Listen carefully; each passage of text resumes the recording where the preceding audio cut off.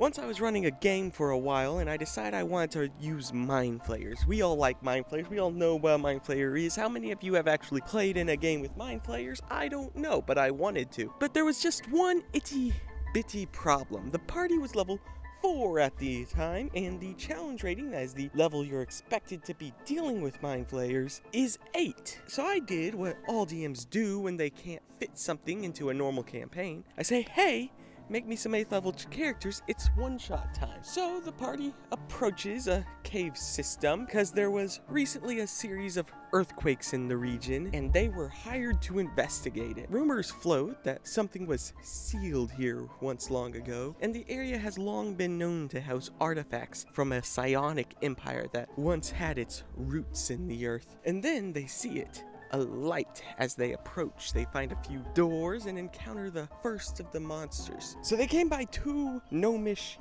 Mindflayers, because fun fact, when a gnome becomes a Mindflayer, their physiology doesn't morph all the way. So you get these kind of awkward, short, adorable little versions of Mindflayers, and it's hilarious. So they encounter them, saw that they were gnomes and not a traditional Mindflayer, so obviously this means we can negotiate.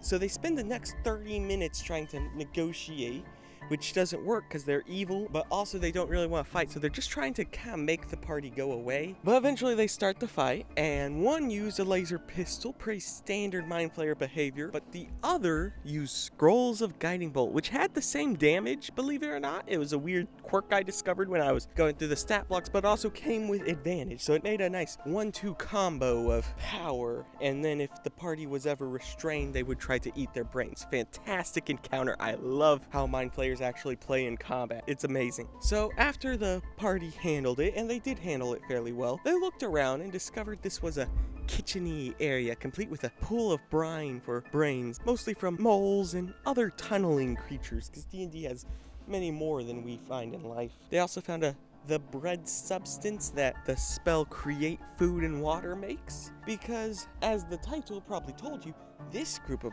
Mindflayers has a god. I forgot most of what I wrote for their background, but basically the deity offered to let them leave the Mindflayer hive mind. They took it, they left, then cave in. They're trapped. They've been there for a few thousand years, living on those very brains and create food and water, just barely by his power. So they're planning to go to the surface and start getting real brains soon. So the party makes their way to the next room. A fight occurs. This is a normal Mindflayer, and as the Mindflayer realizes he's gonna die, his eyes widen in shock, and in common he goes, "Don't touch that lever."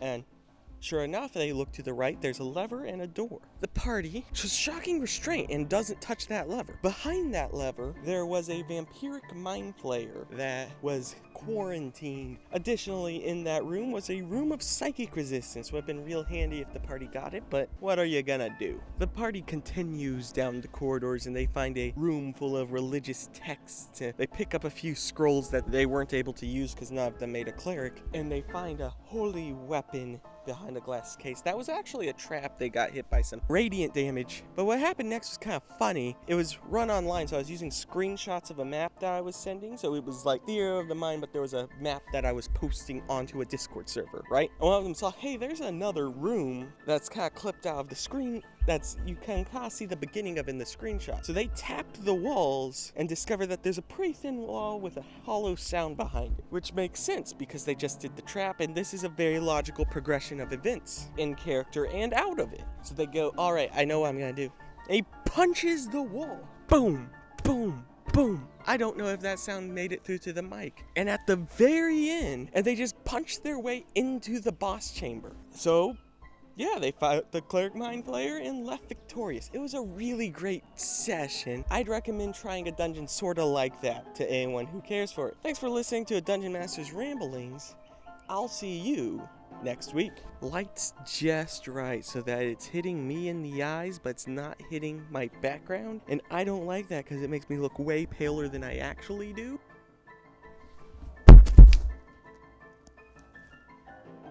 I just killed 2 mosquitoes. Apparently they made in the air. I've just watched that happen. Well, you know what they say, touch grass and donate blood.